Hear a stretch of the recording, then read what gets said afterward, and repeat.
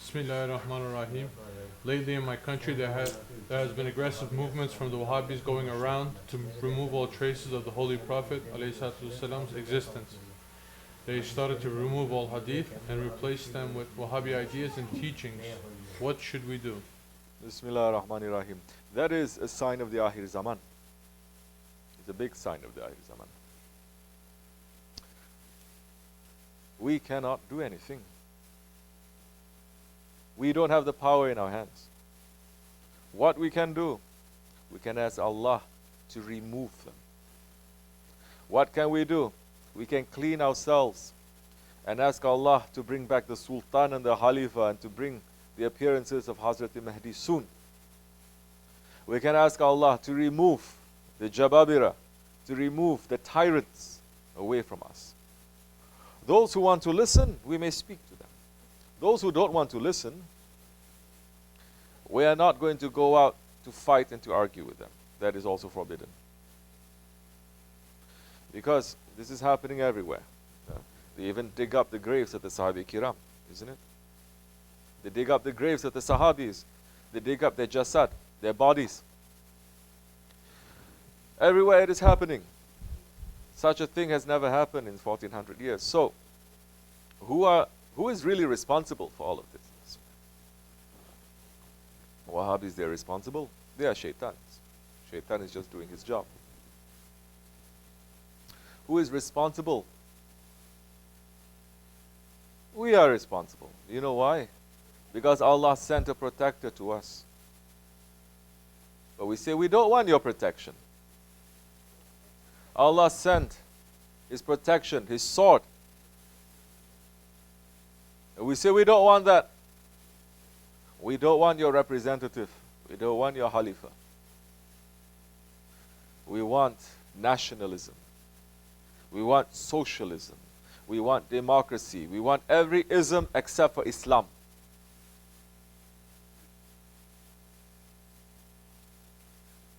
How did these Wahabbis, they come into power? They did not come into power when the Ottoman sultans were ruling. Ottoman sultans broke their back. How did they come into power? They came into power by the enemies of Islam, by the British and the French who were holding them up.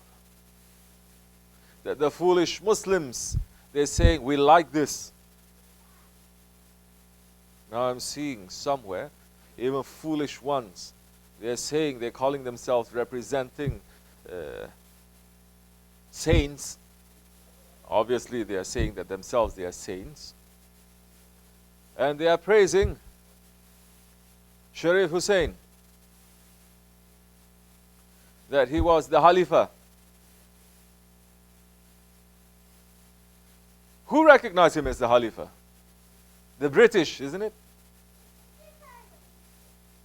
It was the British who told him, revolt against the Ottomans, against the Sultans, against the Turks. This is how they play nationalism now. It's not longer among Muslims, believers and unbelievers. Now they say Turks and Arabs, Pakistanis and Indians, Bosnians and Moroccans, Bengalis and Chinese. Now the Ummah is split. It's no longer about one Ummah. It's no longer about Muslims. It's about nationalism. It's about nationality. It's about tribalism that Prophet has forbidden. Because that Khalifah, he did not support one group of people. He was Adil. He supported every group of people. If he only supported one group of people, it would have been his own people, the Turks. Did he do that? If he only supported the Turks, and he's trying to push Turkish nationalism, everyone today, all the Muslims today, from the Balkans to China, from Malaysia to Russia to Africa, everyone will be speaking Turkish. Everyone's culture will be lost. That's the easiest way that the colonialists they were using. How long Morocco was under the French? 500 years? 300 years? And now, how many people in Morocco speak French? Everyone. When did they leave? Years ago. Why are we speaking French still? Because they have crippled us. And the Ottomans ruled Morocco for hundreds of years. Not a single person speaks Turkish. Because Allah is saying, this is wrong. You cannot do that. So these Wahhabis, they are doing everything now. But our leaders are supporting them. Whether they're calling themselves Ahli Sunnah or Wahabbi idea. Whether they're calling themselves Ahli Tariqat or not. They're supporting them. Like I said, they're supporting Sharif Hussein. He is Sharif, of course he is Sharif. But do you know that he was exiled, and until his dying day he was crying and was begging forgiveness. He cried so much because of the wrong that he had done, because he rebelled against the Ottoman Sultan, against the Khalifah, that he went blind. Do we know that? That he said, how I have done so much damage to this ummah, begging for forgiveness. Yes. In the beginning, they only managed to split the ummah into two. The Sunnis and the Shia, isn't it? But since the past 100 years, they split us into hundreds. They have done that. And this is all because of what? Why this split between the Sunni and the Shia? Because the Shia, they did not recognize Hazrat Abu Bakr. They did not recognize the Khalifah. And why we split into hundreds of pieces? Because we say we don't recognize Khalifah. We want to elect our own leader. And the punishment, heavy punishment is coming to this nation unless we turn around and ask for forgiveness and ask Allah to bring the Sahibul Zaman soon and to remove these tyrants away from us. We are also responsible. We are all under punishment. Pull ourselves away from all that confusion. Because these shaitans, it is their job to make confusion. And it is the job of the believer not to fall into this confusion and to run away from it. But don't worry. Their time is up. Their time is finished. That's why they're going crazy. The time for the appearances of Hazrat Mahdi alayhi salam is coming soon. And as long as we prepare ourselves for that, that is what we are doing, then that time, yes, that time, Allah's justice is going to fill everywhere in the world. Inshallah Rahman. We're asking for His strength and guidance for this nation. But if the shepherds, they are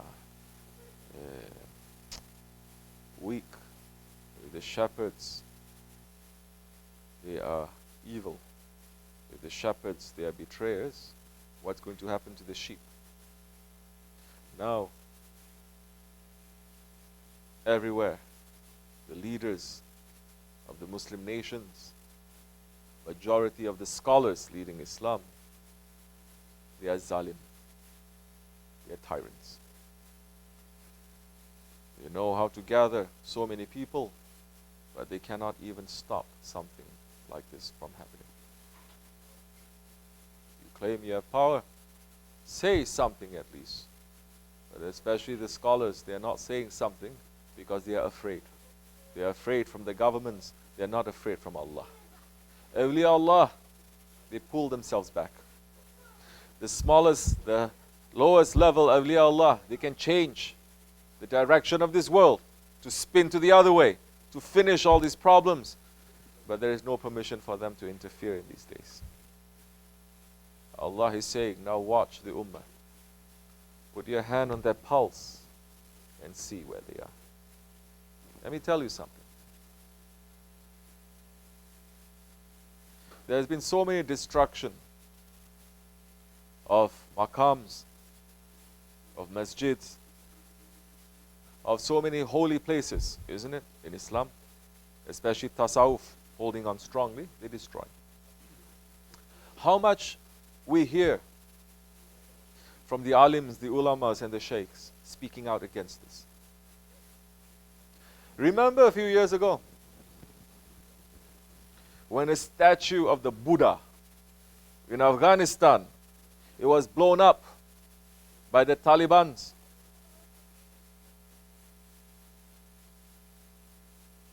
Which shaykh, which alim, which scholar did not say to the whole world, this is wrong, this is un-Islamic, we don't support this? What the Taliban did. Didn't they do what Hazrat Ibrahim alayhi salam did? Didn't they destroy an idol? Didn't the idol belong to them? But there are stories, not stories, there are secrets behind that action too. That the Zionist media, it is just manipulating. Those ones, we're not supporting so many things that they're doing. They're Taliban. We're not supporting so many things. But they have that statue there that nobody gives about for centuries. That Genghis Khan himself, they destroyed, isn't it? Wasn't he Buddhist? He destroyed himself. And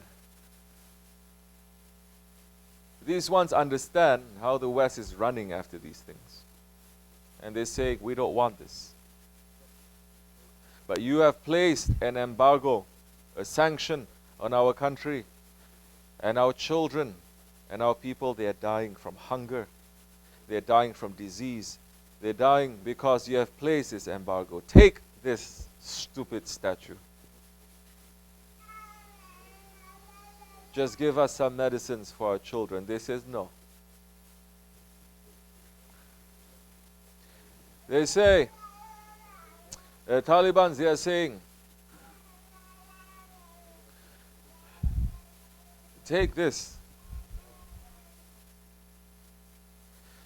If you want, we're not even asking anything. We're not selling it to you. But we have to look for our people too, what they're thinking and what they're saying. They said no. They're saying to them, go to hell. They say, go to hell? Okay. This is what we're going to do then. This is our property, isn't it? Yes. We have a right now. They blew it up. And every shaykh and every scholar stood up and said, this is wrong. This is not Islamic, this is that, this is this, this is that. But now, what happened now?